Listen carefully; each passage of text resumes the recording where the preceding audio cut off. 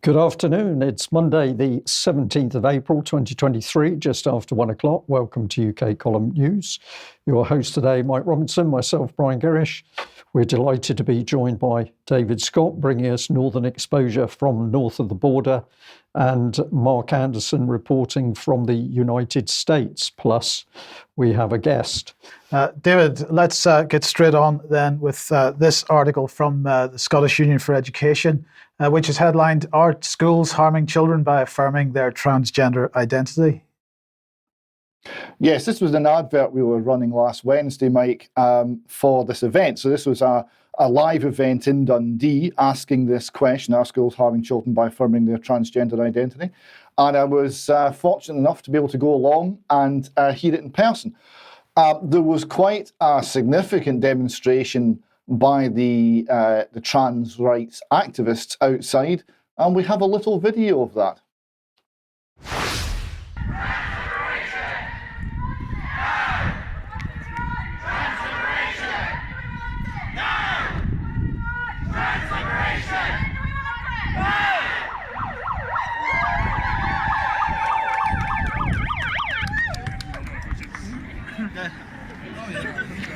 Do you know him? Not personally. Well, how do you know then? Oh, he's very famous. He's right No, now. have you met him? He published his views. You can read it yourself. Yeah, but have you not met him? You not talked to him? He's had articles published in the Guardian being a bit. I've had so many students talk to me. Oh, the Guardian published him, did he? Yeah, and the Courier and the Telly. And he puts his name on Google it. Yeah. Yeah, But is there a reason that you're sticking what make? Well, I'm filming. You're demonstrating. I'm seeing you demonstrating. You're here to demonstrate so that people can see you. I know you think you have power behind that phone, but like you're just hiding. Like it would be really nice to be able to see your face and have this conversation. You can see my face. Yeah, but you've got a phone in your way. I'm filming you. And you put a phone right in our way, sir. Yeah, but you're demonstrating so people can see you. Yeah, Is that not the? you're putting a phone in your face.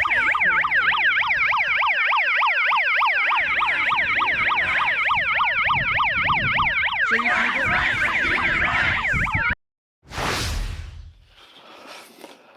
So I was hoping to ask what dreadful bigotry that had been published in The Guardian that had led them to this this viewpoint. I was hoping to ask them what they thought a bigot was. I was hoping to get into a conversation, but as you saw, I was closed down and wasn't really allowed to get any proper interaction. So it was still quite an interesting exchange, and it was a very interesting evening, and we're very pleased to be able to welcome Stuart Waiton to the programme to discuss his views. Maybe we should quote the demonstrators and say the very famous Stuart Waiton. So, Stuart, welcome. I think you need to say the very famous bigot Stuart Waiton. I couldn't quite make myself say that. There was obviously a lot of pushback about the event and resistance to you having this discussion, to asking the question. Did you have any trouble organising the event and getting it set up? Yeah, we initially had a church in the centre of town, and I thought I better make sure they know exactly what this event is about. So I sent them the leaflet, and then I got a rather panic-stricken phone call within no time at all, thanking me very much for telling them that this was happening, but saying in a very, very nervous, in fact, the woman I spoke to, her voice was shaking because she was saying, I agree with you, but we can't do it. We can't do this. We can't do this. And she said it was because they have a group of young people, some of whom are trans-ish, and this would be a safeguarding issue if there was demonstrators and so on, to which I said, let's be honest, we both know it wouldn't matter who was in that building. You don't want to host this event. And she was trying to deny that, but then went on to say, well, but it's political. It's political. And I said, so it's not safeguarding, then it's political. And so the conversation carried on in this vein. The thing I think is quite interesting, because then the council, I tried to get a council venue, I tried to get the McManus gallery. Lovely venue. They said, yes, that's fine, absolutely fine. And then I said, oh, have you read the leaflet? And they said they hadn't. And then he read the leaflet, and then he immediately got back and said, oh, no, we couldn't possibly do this because it's political. Of course, the point that should be raised here is that if questioning trans ideology is political, surely trans ideology is political. And if that's the case, how is it in schools and how is it in primary schools? Right, which is one of our contentions, that whatever you think about this issue, however liberal you are, and I'm pretty liberal on most things, if something is ideological and political and contentious, how on earth is it taught to 11-year-old children as fact? So that is the question that we're asking schools. So on Wednesday, every primary school in Scotland will receive a letter from myself asking them this question, or indeed a number of questions, about how they can justify. And it's a specific letter, lesson. You can go and look at it at the PSH, whatever it is, PHP document, or lesson 3, transgender, where they talk to children who are 11 years old about being transgender and being transphobic, and so on. And as I say, my question to them is, if this is a contentious issue, if it is a questionable issue, if there are people who think this is child abuse, which some people do, how on earth is it a part of the national curriculum? If you want to have 15-year-olds debating what transgenderism is, I'm all for that. I think people should debate this and have arguments for and against. But at 11 years old, having a curriculum framework that says as fact that you may be transgender, and encouraging young children to think about themselves in that framework is, to say the least, highly problematic. And that is why we're doing meetings. As we've got a meeting in Aberdeen in the Sportsman Club this Wednesday evening at 6:45, and we'll be trying to do events across the country. And I'm increasingly thinking we need to start doing mass Facebook advertising so that parents actually know that this is happening in their schools, because a lot of parents are unaware that transgenderism is being essentially promoted to their children. And just briefly, Stuart, if you could tell us a little bit about the actual event in Dundee and the speakers and the conclusions that they came to on the question as to whether this form of education is harmful. Yeah, we had an excellent panel. I'm hoping to use them again. Jim Sillars, ex-deputy leader of the SNP, Maggie Mellon, who's an independent thinker, social worker, consultant, Ewan Gurr, who's a columnist with the Evening Telegraph in Dundee, and Dr. Jennifer Cunningham, who is writing a pamphlet for us on this very question, which again, we are going to publish this pamphlet and send it to every school in Scotland.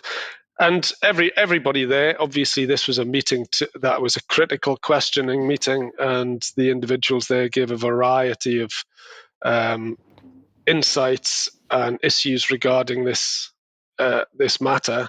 And there's no question in their mind, there's no question in the mind of the parents and grandparents that turned up, that this is profoundly problematic for all sorts of reasons. And has to be challenged. So again, as I say, we'll hopefully have these speakers come back to discuss these a variety of issues in connection with this in the future. I think one of the things that's worth pointing out, which broadens it out, is one of the real problems that I find with the trans framework is that it's this obsession with identity and this what appears to be a kind of new type of etiquette or morality about listening to children and respecting what children say. So you had is it Daniel Radcliffe, the Harry Potter guy, this week saying that yes, it's great, we must listen to children if what children identify as. And there was a letter sent by Antifa to the church that eventually put on the venue, which made the argument, how dare I, reactionary bigot that I am, how dare I not recognize children's agency? And this becomes a fascinating thing where you start to see the corrosion of the collapse of distinction between adulthood and childhood, right? And this demand that what a child says has to be validated, recognized, and supported. So I've just written an article for this week's Substack, which is coming out, asking the question to Daniel Radcliffe, I'm sure he won't respond, and also to Antifa, as that if you had a well-developed 10-year-old child who decides she wants a double mastectomy, should we accept the agency of that child? Because following the logic of their position, they would have to say yes.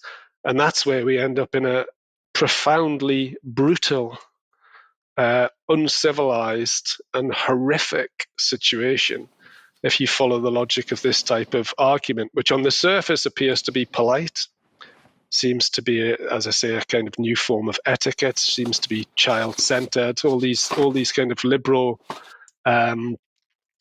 terms. But, as soon as you get down to what that actually means, it's an abandonment of adults from the world of children and can only be profoundly harmful for them. Indeed, Stuart, thank you very much. Just to emphasise a couple of points that you made there, the political nature of this. We have a slide here that shows the Scottish political leaders out campaigning for trans rights and being involved in or being photographed with even signs calling for violence against people who might disagree. We also had an event over the weekend in Belfast where Posey Parker, Kelly J. Keane, was again taking her roadshow called Let Women Speak to Belfast. She now needs £1,000 worth of security in order to maintain her safety at these events. I know Stuart had to spend money on security for the event in Dundee as well. But it seems to have been a very well-attended, popular and successful event once again, just like the one in Glasgow. And Ms. Keane said, I know many of you, it's taken a lot of you big girl pants to come out here because it's really genuinely intimidating. And just to prove that's the case, this gentleman who went along to support Kelly J. Keane was later assaulted in Robinson's pub in Belfast, no link to our own Mr. Robinson. And the reason he was headbutted seems to be he was wearing a shirt that defines a man as an adult human male. Finally, we have a shot from the a view of the counter demonstration, and I thought it was interesting. I just got a little highlight there of one of the trans flags was emblazoned with a picture of Lenin, and that gives you a big clue where the ideology is coming from. So we'll leave that one there. Mike, back to you. Okay, thank you, David. Thank you to Stuart as well. Thanks for that. So let's move on then to digital ID. The legislation that we've been talking about, the Data Protection Digital Information Bill is in Parliament today. This, of course, is new regulations. They're doing exactly with this what they've done with the Online Safety Bill as well, in the sense that they're pushing a particular political agenda here. We'll come on to exactly what that is in a second. But in the meantime, sort of trying to frame it in it's all about protecting your digital data and your digital rights. So what they're saying is that new data regulations that will reduce annoying cookie pop-ups on websites, crack down on nuisance calls, and bigger fines, and contribute £4.7 billion to the UK economy over 10 years are going to be debated in Parliament today. So it's all presented, Brian, as being very positive for us. Let's just remind ourselves, I've shown this before, but let's just remind ourselves what the Data Protection and Digital Information Bill says.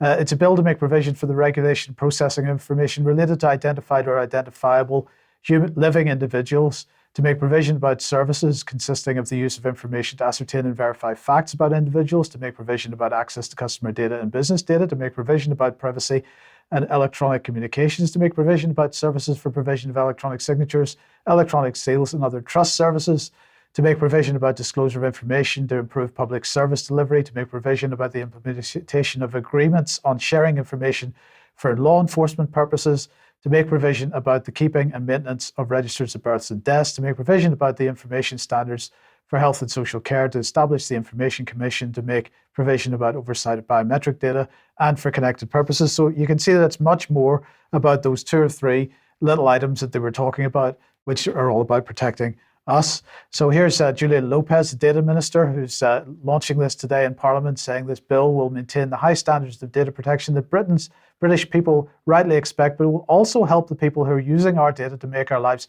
healthier, safer, and more prosperous. Brilliant. She goes on, that's because we've co-designed it with those people to ensure that our regulation reflects the way real people live their lives and run their businesses. By the policemen working with the criminals, they've come up with a great way to regulate the whole system. So let's just remind ourselves what this is about. I'm just going to very briefly run through this. Ensuring our new regime maintains data adequacy with the EU. But the key point here is, for example, provide organizations with greater confidence about when they can process personal data without consent. Now, this breaks very much the whole data protection principles that we've seen up until this point, because everything is supposed to be with consent, but now we're allowing people to process personal data without consent. And of course, big focus on AI. And then, all the benefits, unleashing more scientific research and so on. But this one, supporting international data sharing. And this is fundamentally what it's all about. This is an enabler, and we'll explain what this is enabling in just a second. Just a quick reminder that the government is claiming that they're not going to make digital identities mandatory. But of course, this legislation provides one of the major foundations for mandatory digital identity, because although it's not mandatory in the sense that they're not making it legislatively mandatory, they are, of course, making it mandatory whenever you want to interface with the government at all on the gov.uk website. You've got to use their one login service, or at least that's the way that it's going. And we, of course, must reinforce that they want to maintain trust in digital identity products underpinned by legislation. And so there's going to be a whole infrastructure here of providers, certifying bodies, use case schemes, and then we finally get to employers, businesses, and other bodies that actually make the data available to each other and so on. But look, this is what it's about, the global cross-border privacy rules. So what this legislation is doing is putting in place the UK's part of what is a global data protection, in inverted commas, because this is really about data sharing, not about data protection, but a global data protection system. So this, the first event, the first forum of the Global Cross-Border Privacy Rules Forum is happening in London today. Well, what can we say about it? The parliamentary debate, this is what they said in the press release, coincides with the Global Cross-Border Privacy Rules Forum in London. Over 4 days of workshops, the UK will lead global discussions between government officials, regulators, and privacy experts, exploring how global privacy regimes can be more competitive and improve data transfers. So what countries are involved? Canada, Japan, Republic of Korea, the Philippines, Singapore, Chinese Taipei, China's not there, Russia's not there, of course, the United States is there, the UK and Australia has joined this as well. So there we go, that's happening today. And we just add, and as a nation, we must be particularly vulnerable because of all of the health data that the National Health Service owns, which means that as a nation, we have a huge pool of captured very personal medical data, which is clearly going to be shared in this mix. Absolutely, and we have to remember that, of course, it was the health data that was the first example of consent not being required, because that was where the UK government, under the emergency coronavirus legislation, decided that don't worry, even if you've opted out of your health data being shared with third-party corporations, that opt-out doesn't count when it comes to coronavirus. So any data related to SARS-CoV-2 could be shared as widely as possible. Yep. Okay, thank you for that. Well, probably from that segment, we must bring Mariana Spring on screen. And a big thank you to one of our viewers who said, Brian, you can't not show this outstanding headline from Citizen Journalists. And what is the headline? It's "Nobody does disinformation better than the BBC's anti-disinformation unit." So I agree, a truly outstanding little headline there. But let's delve into the BBC and its disinformation unit in a little bit more detail. And we'll approach it by the fact that we were kindly sent a heads up about a freedom of information request, which was been sent into the BBC about the disinformation unit. And this did actually prompt a response. And let's have a look at that response here. 13th of April, thank you for your request to the BBC of the 13th of March, seeking the following information under the Freedom of Information Act 2000. BBC Disinformation Unit /Team based UK. Please provide the following recorded information. 1, the budget allocated for the last 2 financial years in UK. 2, how many people does the UK unit employ? 3, how much did the recent documentary cost? Elon Musk's Twitter storm, how much did that documentary cost to make? Now, the next sentence is the interesting one, so let's bring in the sharp-eyed arrow and bring that up on screen. Please be advised that the BBC does not have a UK-based disinformation unit. We do, however, have specialist correspondents within news and current affairs who have a responsibility for reporting on issues relating to disinformation. Now, we're going to have a little bit of a conversation about this in a minute, but let's follow on through the response from the BBC. With regard to part 3 of your request, if held, the information you have requested is held for the purposes of art, journalism, or literature. The FOI Act provides that the BBC is not obliged to disclose this type of information, and we will therefore not be disclosing any information requested by you on this occasion. So this is twisting the rules in order to make sure that you can't ask difficult questions about the BBC's disinformation unit, but seems to me very clear the public should know where money is being spent within the BBC, particularly if it's a unit which says that it's upholding standards of information. So I've labelled this one, the BBC uses misinformation to hide data about its disinformation unit, because I think that actually the defence that they're trying to put forward is actually misinformation. We could probably discuss that more another time. But it goes on to say that the limited application of the FOI Act described above recognises that the BBC and other service broadcasters can preserve their independence by ensuring information about matters including editorial decisions about programming and budgets allocated to such programming are not subject to undue public scrutiny. So it seems that the BBC got pretty worried about this and where it was going to actually take them. And well, where can we go from here? Let's have a look at what happens if you do a little bit of searching online. Well, we can discover that the BBC launched a disinformation unit in India, but that doesn't appear to be BBC, because they've said, well, we don't have a UK-based unit. Yes, it's not UK-based. This is in India. We had coronavirus unit set up by the government here, but of course the BBC was doing the same thing. Well, that's obviously not what we're talking about. The BBC's got the government's got its own anti-fake news unit. So the BBC doesn't. Well, do they? Because if we start looking at careers, we find that as part of BBC World Service, as part of BBC News, they're recruiting for journalists in the BBC Disinformation Unit, but presumably because it's BBC World Service, that's not the BBC. It's not UK based anyway. Yeah. And therefore, no, they don't have a unit. So very strange that the BBC should want a unit in India, for example. It would want one connected with the World Service, but please don't imagine television license payers that the BBC would have its own disinformation unit. And you found this individual, Mike. Well, this is where it gets a bit strange, because although you could say that Rebecca Skippage here works for BBC Monitoring, and she's clearly UK based because she's writing this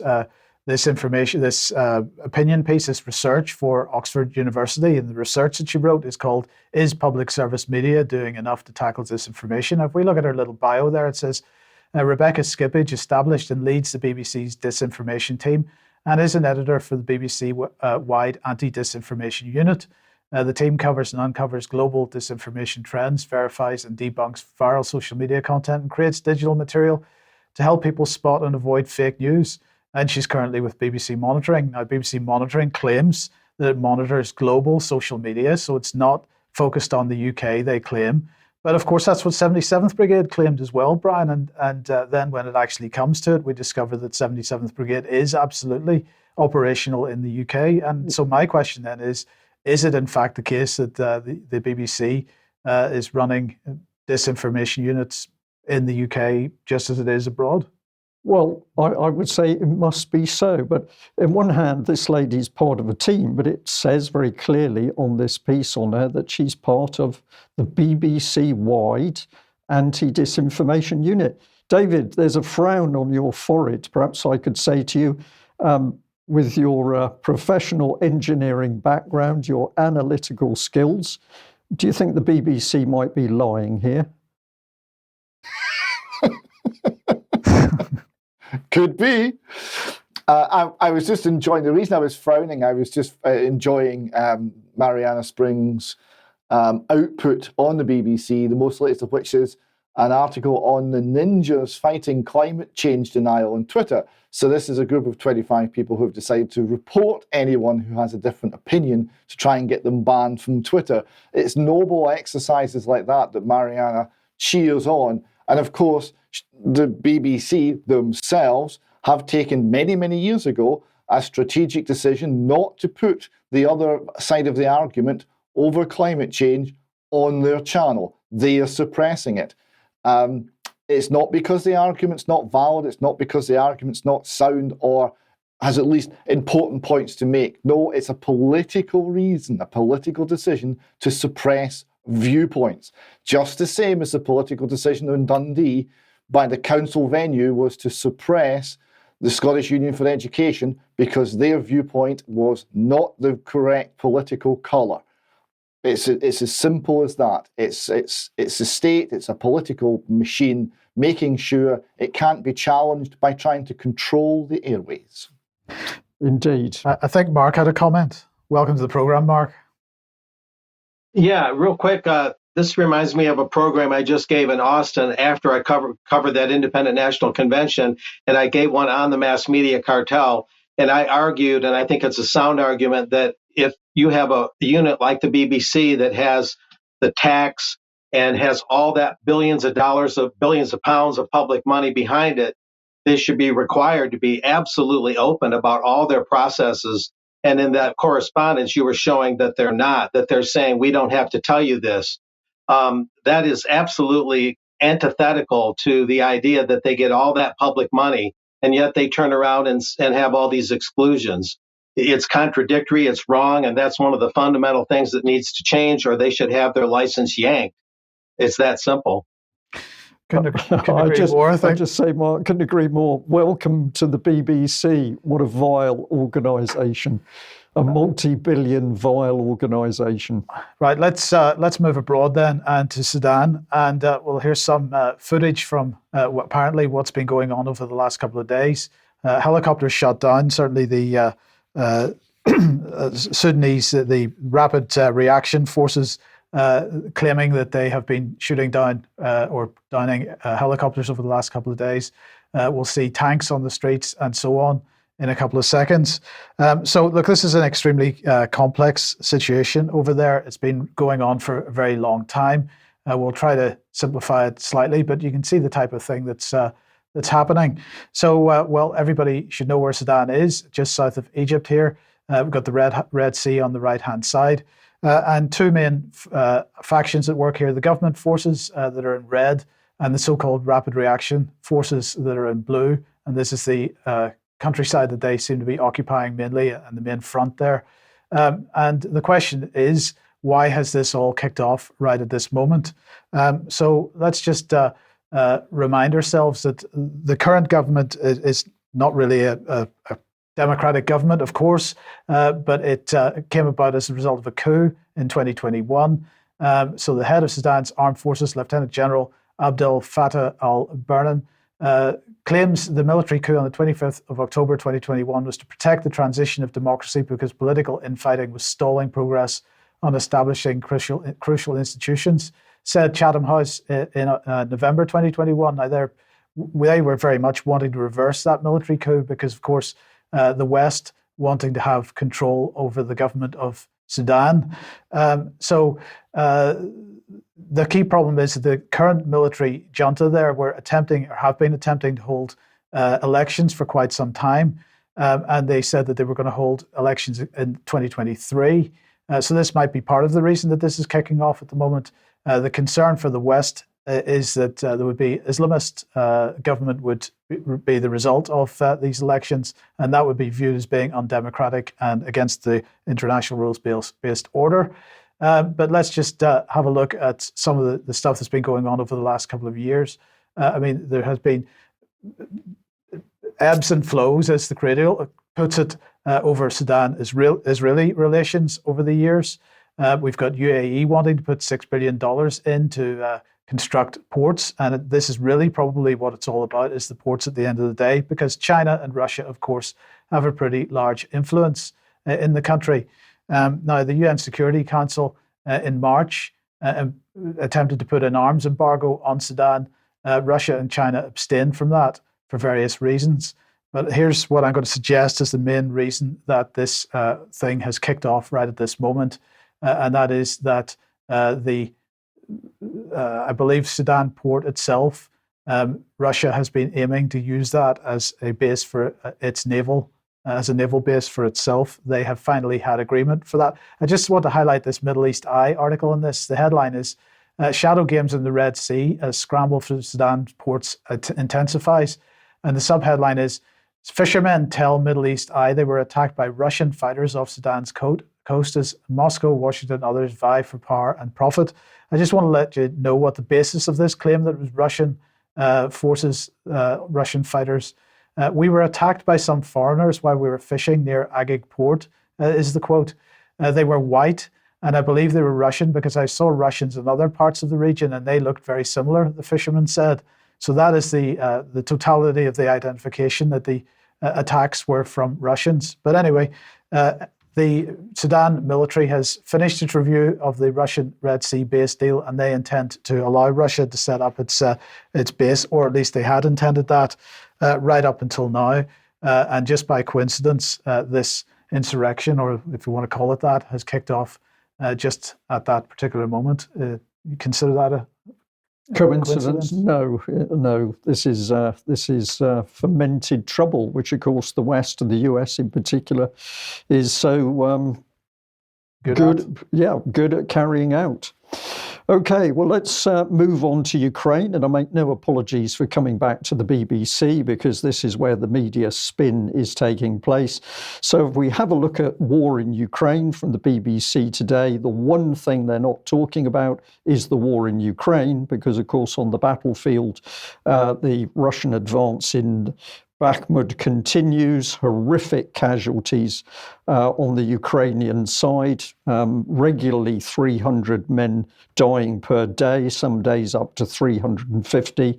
And there is no doubt that the Russians are going to fully occupy Bakhmut, which is a strategic city because it then leaves relatively easy defenses for them to move on to, where their newer weapon systems will destroy the Ukrainian forces who simply have trenches to hide in as opposed to building structures.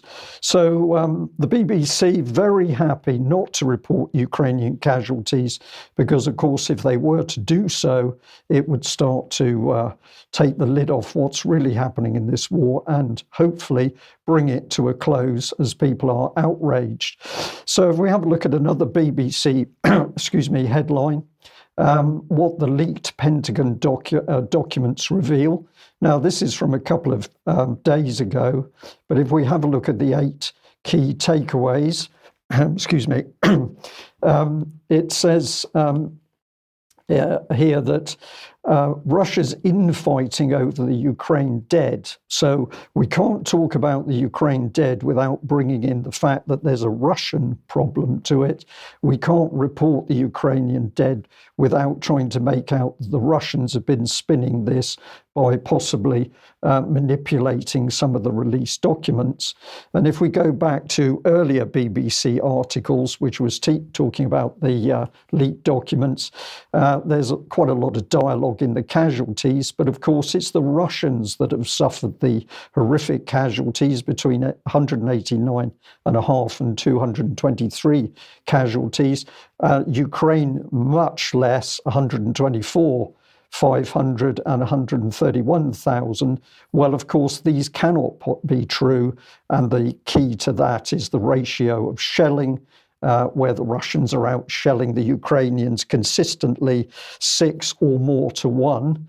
And the Russian shelling has continued unabated day and night for weeks and months. But the BBC spinning all of this information, creating the disinformation so that the UK public and indeed the world is not to know the truth about the massive Ukrainian casualties. What are those casualties? The best figures that are being put forward at the moment are between 200,000 and 300,000, and many observers are saying the Ukrainian casualties are beyond 300,000. But what's the UK doing at the moment? Well, the UK is busy training shopkeepers and poets and other good people in Ukraine to go and fight. And here is the British Ministry of Defence with a little film clip where the Ukrainians, having received their minimal military training, are being waved off in their coaches, leaving the Ministry of Defence property. I find this astonishing. Is this happening for every tranche of Ukrainians that arrive in UK for training? It looks like something out of a film, or it's the school year leaving. But the reality is that these poor people who have barely received any substantial training are going to fight in a pretty horrific war, which we'll come on to in a moment. But let's have a think about the people, and I have to bring this on screen, a pretty appalling picture from the Ministry of Defence, because if we have a look, we've got our old friend, the Admiral, Sir Tony Radakin.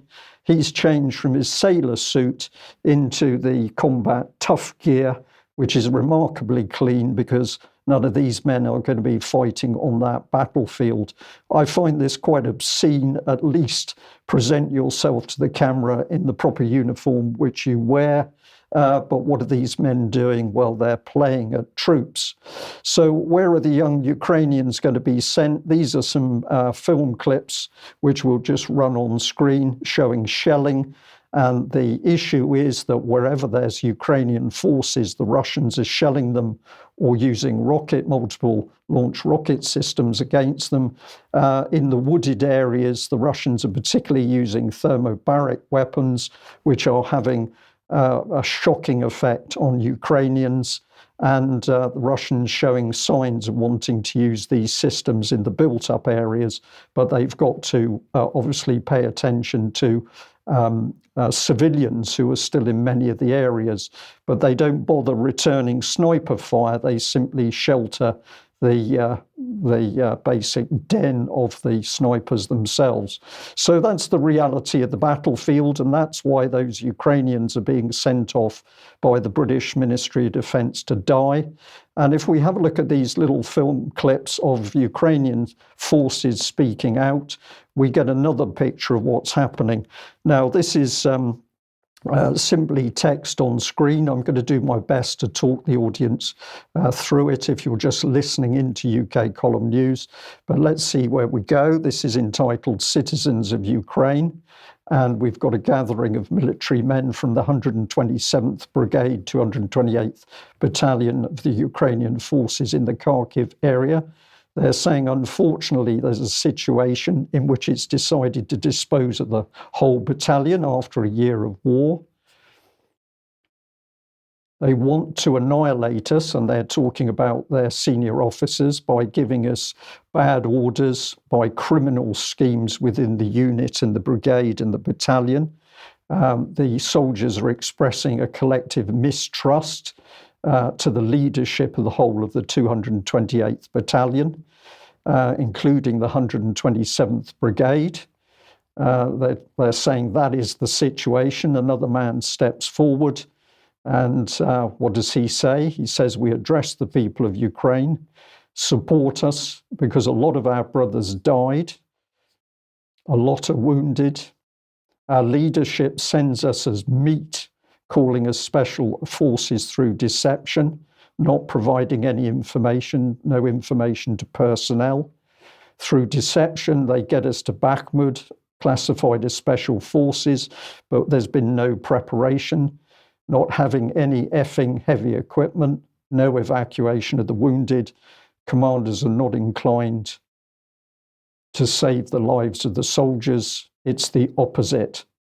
So this is pretty serious stuff that these men are talking about, and the losses are horrific.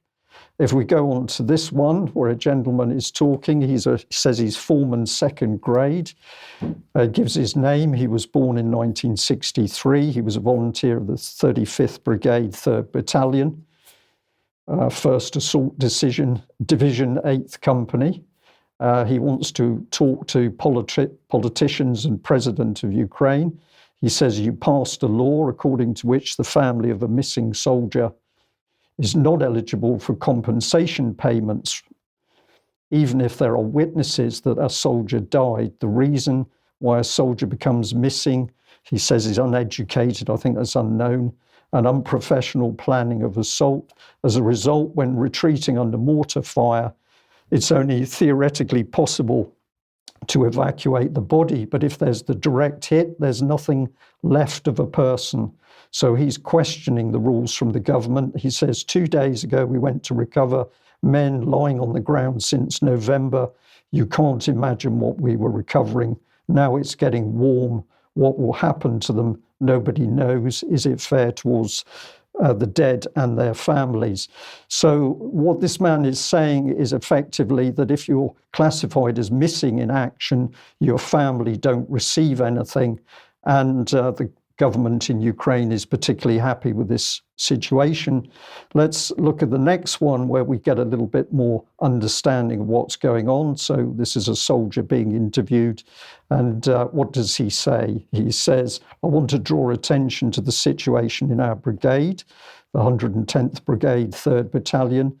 Our commanders forbid the evacuation of dead bodies, so the people are counted as missing. Why is this done, you ask me? In your brigade, he's being questioned. The thing is, the salaries and the bonuses, they're not paid directly by the Ministry of Finance or the Ministry of Defence, but they're coming through the battalion commander who distributes them. And there's no will to do this effectively. So for some time, 3 months, they're counted as missing, but their salaries and bonuses are paid. After that time, this money is redistributed to other people. They think it's some kind of fraud. So we've got an appalling situation of massive casualties.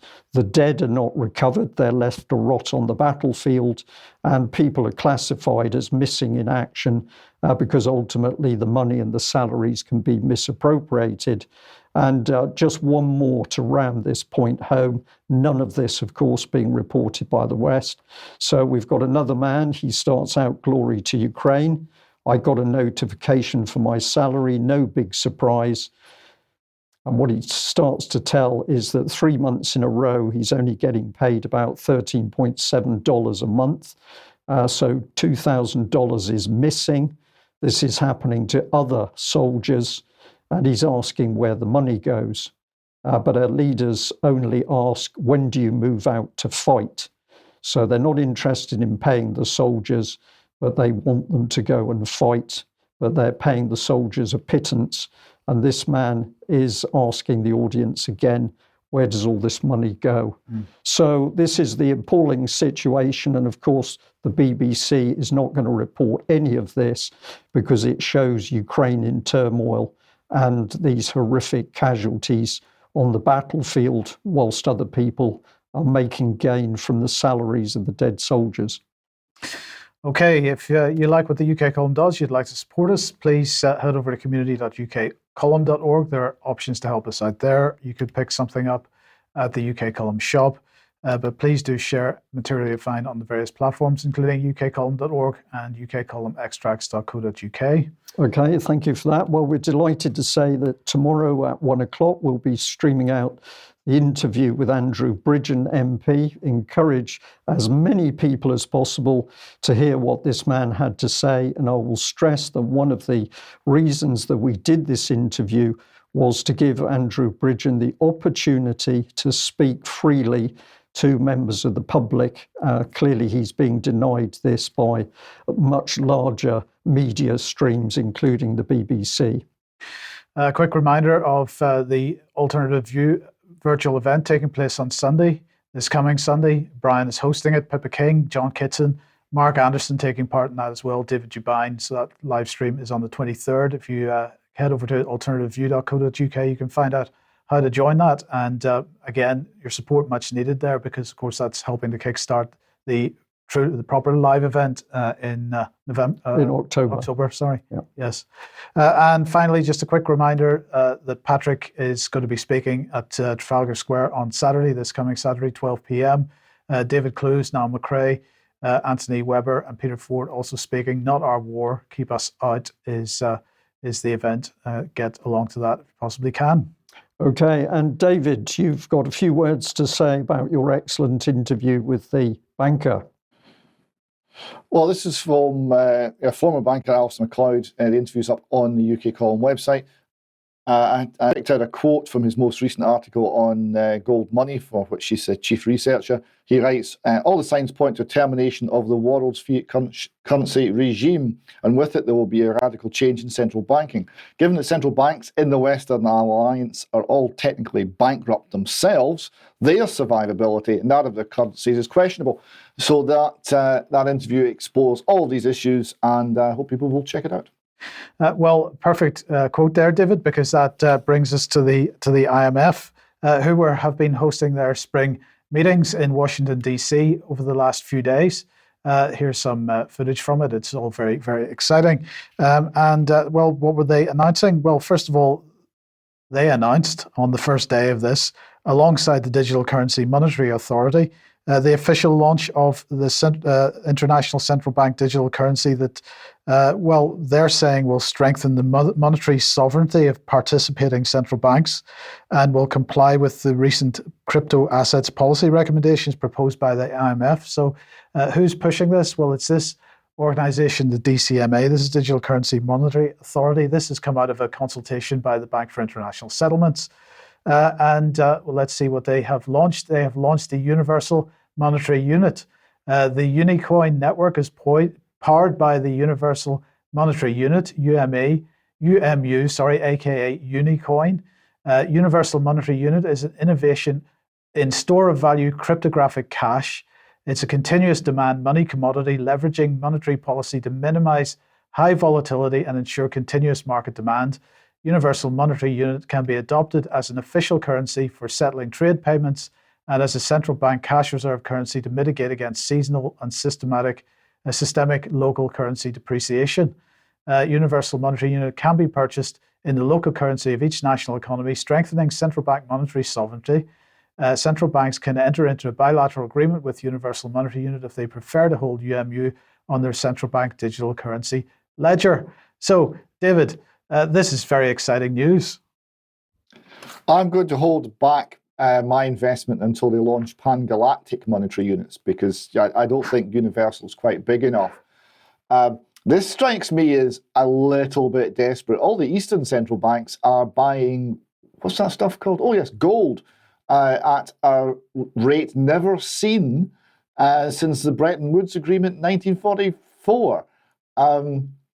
I'm not so sure that they're going to buy this. Well, David, you got to get excited here, because banks can attach SWIFT codes and bank accounts to UMU digital currency wallet, and transactions SWIFT-like cross-border payments over digital currency rails, completely bypassing the corresponding banking system at best-priced wholesale foreign exchange rates and with instantaneous real-time settlement. I mean, gold can't do that. Yeah, it's called counterparty risk, though, and gold doesn't have any if you hold it. That was actually quite a little interesting description, because there are many parts of the foreign exchange system which are essentially dark already and are not being properly reported, and which constitute huge risks in the entire system. Is this going to be another one? Yes, and people should not misunderstand my sarcasm here. This is not good for us. No, and I'm sure that Unicoin is supposed to, stick in people's heads as unicorn. I don't think this was accidental. Quite possibly. So where does that take us? Human rights-based approach to criminal conduct, David? Yes, this is what's coming down the pike in terms of legal innovation. So this comes from an international commission of jurists based in Switzerland, but actually operating all across the world, involving people from all across the world. The process that's gone on here started in 2018 with the UN Programme on HIV/AIDS, the Office of the High Commissioner for Human Rights, and the International Commission of Jurists. They were inspired. They convened an expert meeting. So the experts got together to discuss the role of jurists in addressing the harmful human rights impact of criminal laws prescribing sexual and reproductive health rights, consensual sexual activity, gender identity, gender expression, HIV non-disclosure, exposure and transmission, drug use, and the possession of drugs for personal use. So following this expert meeting, the International Commission of Jurists produced successive drafts of the principles and circulated them to a wide range of experts. So I hope you're clear that this has been done by experts. And it starts off okay. Principle 1, no one may be held criminally liable for any act or omission that did not constitute a crime, a criminal offence under national or international law at the time when such conduct occurred. Fair enough. Criminal law must not prescribe any act or omission in terms that are vague, imprecise, arbitrary or overly broad, such as the Scottish law on breach of the peace, which is anything. You could be breaching the peace right now, you would never know. So that's fair enough. Principle 2, harm. Criminal law may only prescribe conduct that inflicts or threatens substantial harm to the fundamental rights and freedoms of others, or to certain fundamental public interests, national security, safety, order, health, and public morals. Fair enough. But as you get into it, it gets much darker. When we get down to principle 15, abortion. So this is what they're trying to bring in. Criminal law may not prescribe abortion. Abortion must be taken entirely out of the purview of criminal law, including for having, assisting, aiding with, or providing an abortion or abortion-related medical services, or providing evidence-based abortion-related information. And it goes on to say that it must be, no other criminal offence must be applied to this. So this is to legalise all abortion up to birth without question, and they're trying to push this the world over. Principle 16, Consensual sexual conduct. This one won't surprise you. We've been waiting for this for a long time. Sexual conduct involving persons below the domestically prescribed minimum age of consent to sex may be consensual, in fact, if not in law. In this context, the enforcement of criminal law should reflect the rights and capacities of the persons under 18 years of age to make decisions about engaging in consensual sexual conduct. That basically legalises paedophilia and grooming. Principle 17, sex work. The exchange of sexual services between consenting adults for money, goods or services is, again, taken out of the criminal law. They're legalising prostitution. It also says criminal law may not prescribe the conduct of third parties who directly or indirectly, for receipt of financial or material benefit under fair conditions, without coercion, force, or abuse of authority or fraud, facilitate and manage or organise or communicate or advertise or provide information about or provide premises or rent for the purposes of exchange of sexual activities. Pimping, right? They are legalising pimping. Principle 20 legalises or seeks to legalise all drugs of all sorts for personal use. Principle 21. No one may be held criminally liable for engaging in life-sustaining economic activities in public spaces, begging, panhandling, trading, touting, vending, hawking, or for engaging in life-sustaining activities such as sleeping, eating, preparing food, washing clothes, sitting, or performing hygiene-related activities, washing, urinating, and defecating. Right, so the point I want to sink in here is that this is looking at taking apart everything that makes civilization civilized and taking it completely out of the criminal law, making it impossible to prohibit it, and essentially looking to turn everything into the worst parts of LA. The people who came up with this, as I say, it's a big international community. High up on the list, there's one gentleman from Britain, Sir Nicholas Dusan Bratza. It's not a British name, but his family came from Serbia at the end of the First World War. And the president is Robert Goldman, who is American and Jewish gentleman. Now, a point I want to make here, this is not new. This comes from a thing called critical legal theory. Part of the critical theory of sort of neo-Marxist, cultural Marxist ideas. We'll come to that in a moment. So here we see Cornell Law School define this. Critical legal studies is a theory which states that law is necessarily intertwined with social issues, stating the law has an inherent social bias. Proponents believe that the law supports the interests of those who create the law and supports a power dynamic which favours the historically privileged. So it's all about power and privilege. And Cornell Law School continues on the influences underpinning this. It was influenced to a great extent by European philosophers such as Karl Marx, Max Weber, Max Horkheimer, Antonio Gramsci, and Michel Foucault. So it is cultural Marxism. It has captured that particular organisation, but this has been launched by the UN on March the 8th, International Women's Day, to push all the nations of the world in this direction. So this is early, but expect to see these sorts of ideas being pushed in our own parliaments 2, 3, 4 years from now. David, can I just say, doing a little bit of research while you were talking there, I see that this organisation actually goes back to 1952, claims that they were standing up to concerns about human rights likely to suffer under communism and the Cold War. So that's a remarkable change in target from the Cold War period to where it's now aiming. I wonder whether that's a coincidence or not. Well, it makes you wonder who won. Indeed. Yes.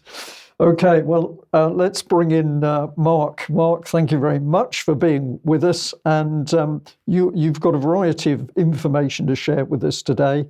But you're going to start off with James Rogowski. Yeah, he is the LA-based researcher, as we know, that's been looking into the WHO even more than I have. I get a lot of things on my plate, of course, and that has to do with the World Pandemic Treaty and the parallel track for the international health regulations.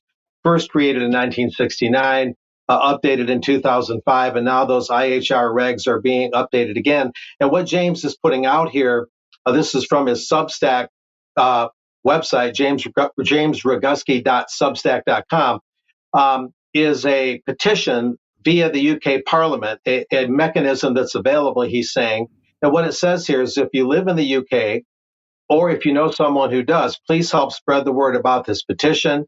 If you live somewhere other than the United Kingdom, please help spread the word, etc. Starting date was April 3rd, but the ending date is October 3rd, 2023. It says Tess Lowry, a co-founder of the World Council for Health, has submitted a petition that was accepted by the UK government on the 3rd of April, 2023, just a couple weeks ago. And it gives a link there. Now, moving on, the petition is very simple. Hold a parliamentary vote, we've just been talking about that kind of thing, on whether to reject the amendments to the International Health Regulations of 2005. We are concerned that the Parliament has not discussed and will not have a say on the 307 proposed amendments to the IHR regs and amendments to 5 articles of the IHR that were adopted by the 75th World Health Assembly on the 27th of May, 2022. Here's an emphasis. The amendments that were adopted on the 27th of May last year have not been debated or voted on by the Parliament. Pardon me.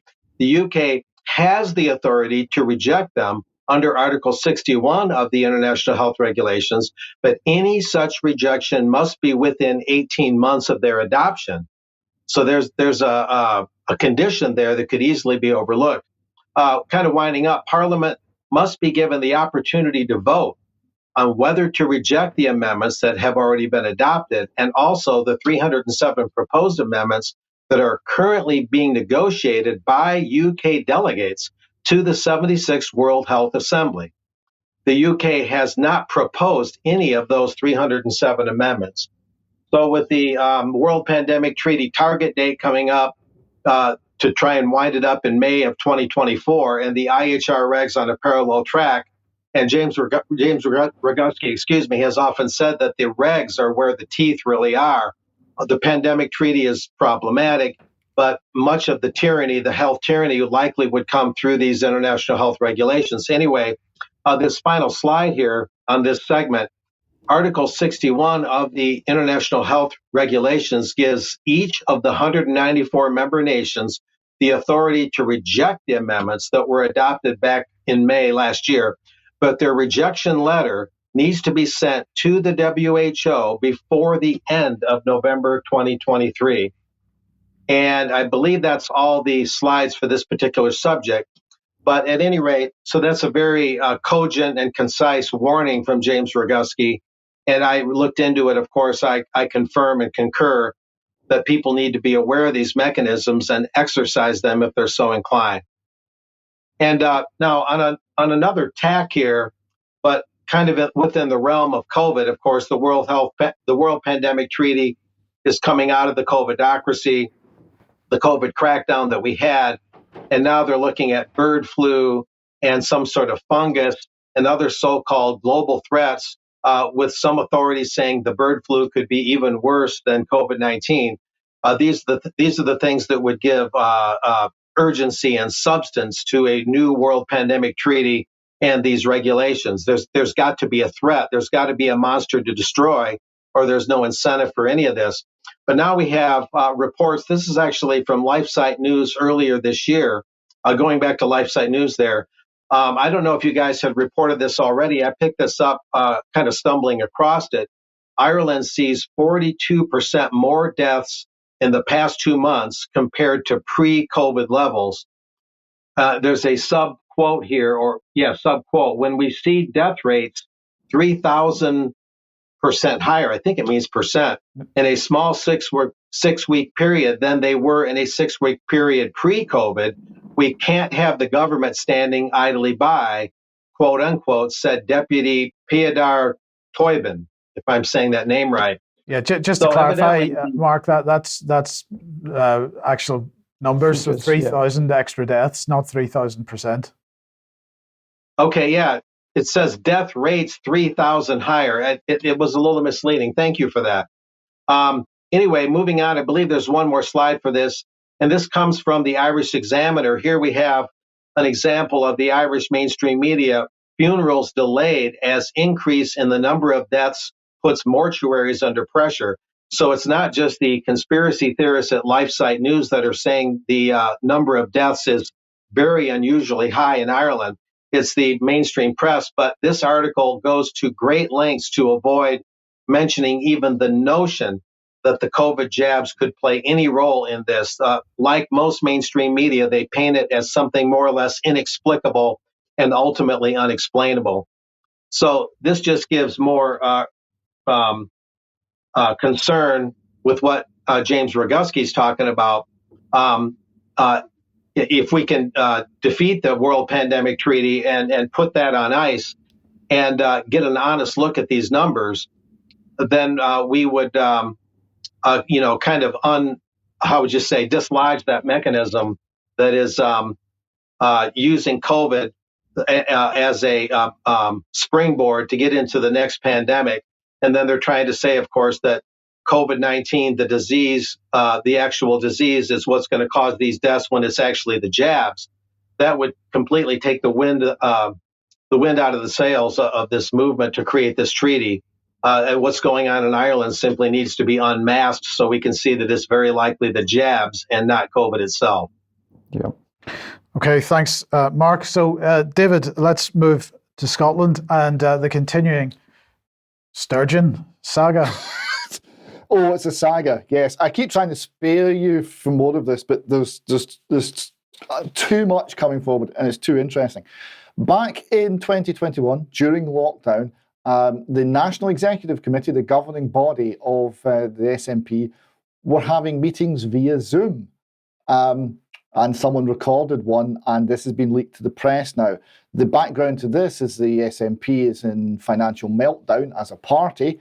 There's many, many questions about where the money went, including to camper vans and such like. And here we've got Nicola Sturgeon in this management meeting, the top-level management meeting of the party, addressing the issue. But it's very interesting what she says. Body continuously for 20 years or so. I've been on this body when the party has frankly been teetering on the edge of bankruptcy. The party's never been in a stronger financial position than it is right now, and that's a reflection of our strength and our membership. So just a bit of context for us all to remember. Secondly, I'm not going to get into the details. That's for Douglas. That's what he's elected to do. And of course, this body is the governing body of the party. But, just be very careful, all of us, about suggestions that there are problems with the party's finances, because we depend on donors to donate. There are no reasons for people to be concerned about the party's finances, and all of us need to be careful about not suggesting that there is. And lastly, we've got to be careful as an NEC. We don't reap what we sow. If we have leaks from this body, as I said earlier on, it limits the ability for open, free and frank discussion. This body is and this is the governing body of the party with the responsibility to pass a budget. And so in all the years I've been on it, there has been good quality, detailed financial information given by national treasurers, and that's how it should be. But if there are leaks, as with everything else, that gets more difficult to do. So everybody has to be very clear about that. And, if I was a betting person, and just to be clear, Alison, this is not directed at you in any way, shape or form, but if I was a betting person, I would bet we'll see the statement that's just been read out in public this afternoon. So I hope I'm wrong about that, and it might do a great benefit for the confidence we all have in the discussions we can have in this NEC if I am proved wrong about that. And I'm sure I won't be the only one looking to see whether that is the case or not.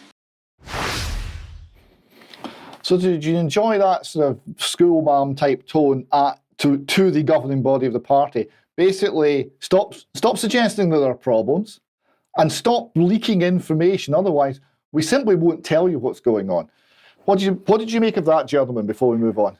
Well, it took a bit longer than the afternoon, but it still got leaked. Well, yes. If your warning not to leak is itself getting leaked, things are bad. And things are bad. So here we go. Pressure's now growing on Sturgeon to quit the SNP.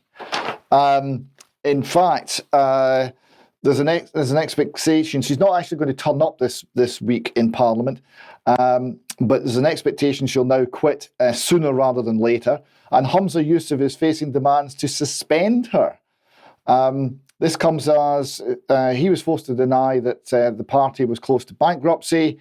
Colin Beattie, who is the treasurer and also an MSP, said there was an exodus of 30,000 members, a reduction in donors, and rising legal costs linked to police investigation, and the party was having difficulty balancing the books. So that's pretty bad. In the background, though, they're still coming up with policies, and they are continuingly awful. So here we see the new finance minister, Shona Robertson, and her latest idea is communism light. Everyone in Scotland's to get £25,000 a year, whether they do anything or not. This is going to be funded by an estimated 38 billion in additional taxation from any Scot who's actually productive.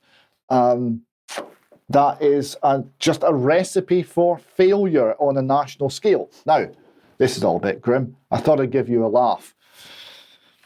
The United Kingdom Defence Journal thought they would do an April Fool's joke. So what they said is that the Royal Navy landing ship, HMS Bulwark, will be repurposed for ferry duties because of the crisis in Caledonian McBrain's ferry fleet, right? And that was done by Avril Fuller on April the 1st, 2023. And didn't we all have a chuckle? Yeah. Not so funny now. Sunday Times, this last weekend, the Ministry of Defence is called in to tackle the ferry crisis. The military chiefs are asked to help out after ageing vessels are taken in for lengthy repairs. In an unusual plea, one of the SNP's most senior MPs has spoken to military chiefs, urging them to provide a short-term solution to the collapse of parts of the ferry network after vessels were taken in for repairs lasting at least 6 weeks. The move by Ian Blackford, former leader of the Nationalists at Westminster, comes after warnings that Highland companies are at risk of going bust if there's further disruption. And just for those of you who are not lucky enough to live or travel in these beautiful parts of the world, I've got a little map that shows you the ferry and the implications for the economy of the Ardnamurchan Peninsula. All right, so here we have the little white line there. That's the Corran Ferry. It goes across the Narrows. It's about 500 metres. And the detour, outlined in red, that's 42 miles of Highland roads. It takes an hour and 15 minutes. And of course, that's on to already long journey times to get out to the Ardnamurchan. And this is going to be critical for the people trying to live and work there. Yeah. What can we say to that? It's difficult to comment, isn't it? I think the answer is bollards. Let's have a look at this little film clip.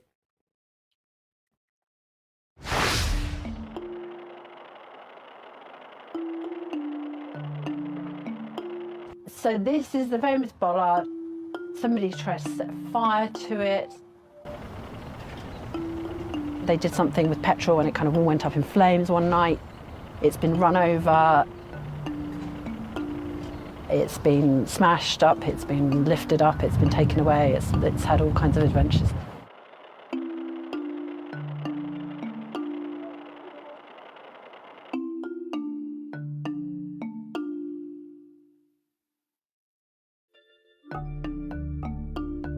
It's been the subject of this kind of sometimes literal fury from drivers who find this bollard blocking their way. Yes, I am quite surprised at the vitriol that a bit of plastic has had.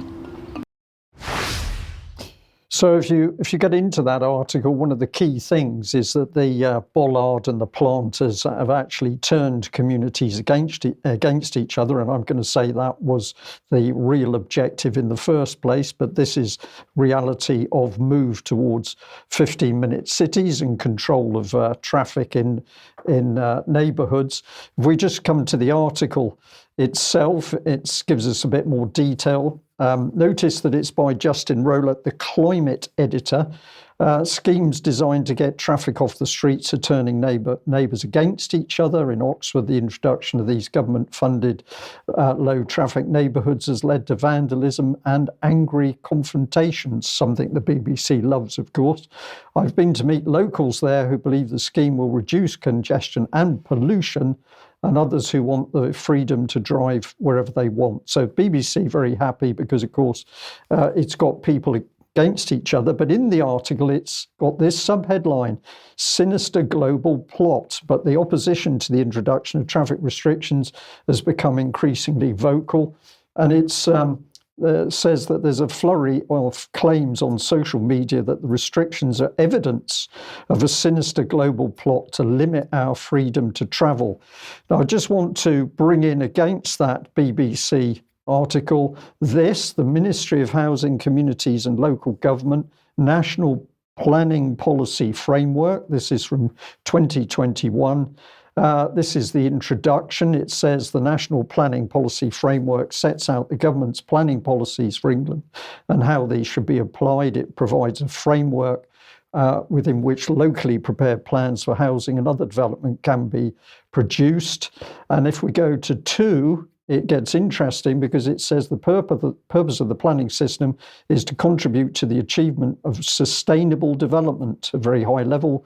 The objective of sustainable development can be summarised as meeting the needs of the present without compromising the ability of future generations to meet their own needs.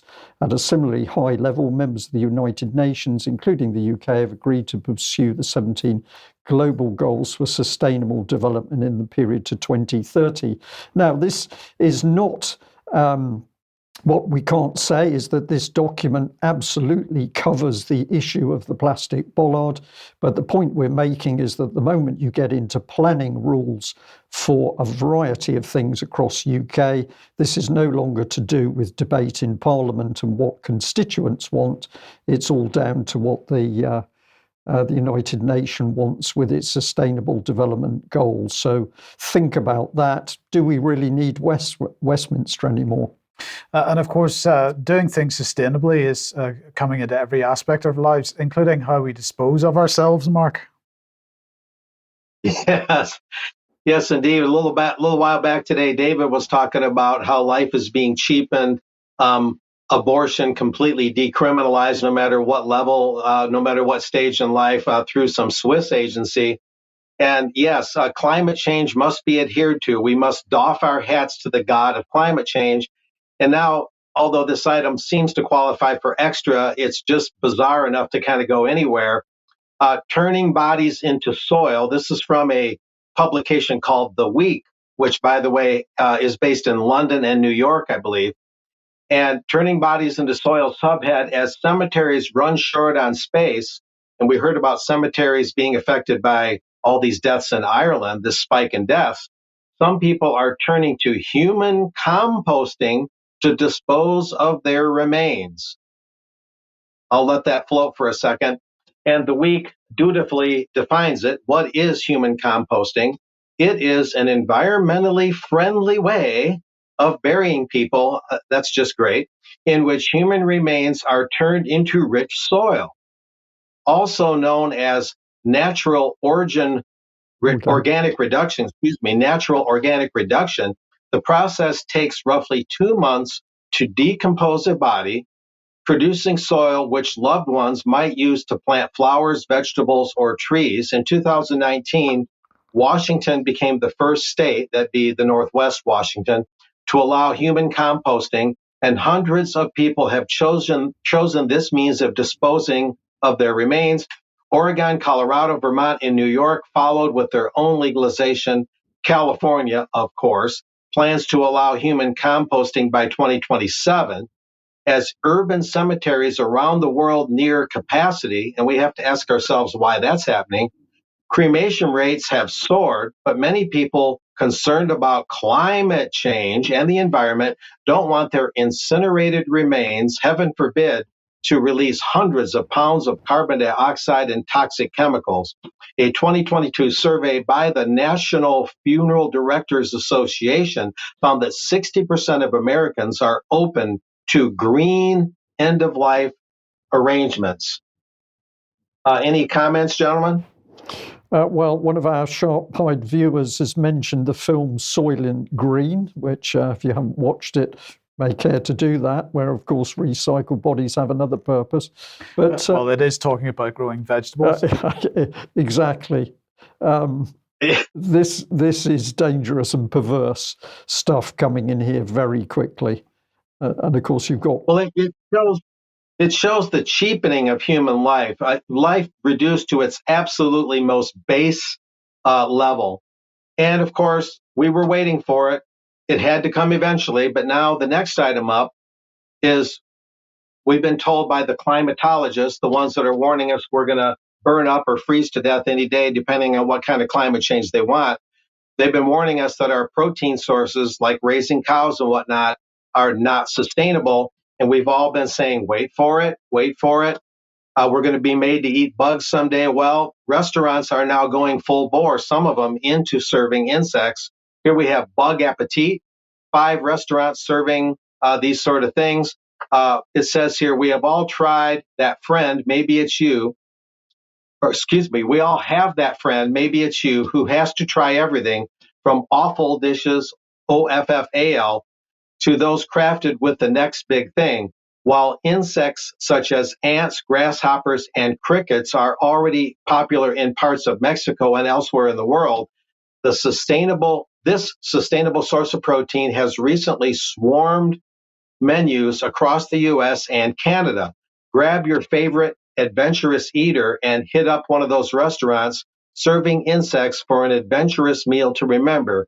Not near any of them. Well, go to Open Table and you can look them up. And not far away from here in McAllen, Texas, just last night, they announced that there's a restaurant, and I believe the restaurant's name includes the word crickets, and they serve crickets at this South Texas restaurant. Say again?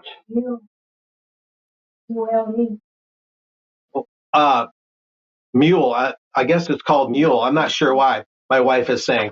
Anyway, here we have one of the delectable dishes. Some restaurant called Bacan, Bakan, in Miami, Florida, has 2 creepy crawlers on the menu.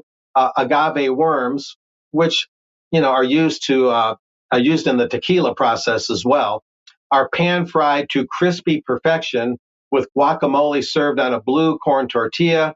And then there's another meal that features ant eggs sauteed in butter. And here, not to be outdone, we have one in Washington, D.C., the other Washington. I won't read the whole thing, but basically it's grasshoppers, a grasshopper taco. So we've been waiting for more concrete proof that this is where our protein sources are going. And so restaurants are pushing it. And of course, you can still get Texas brisket and all the other conventional things, but it is a rather disturbing trend.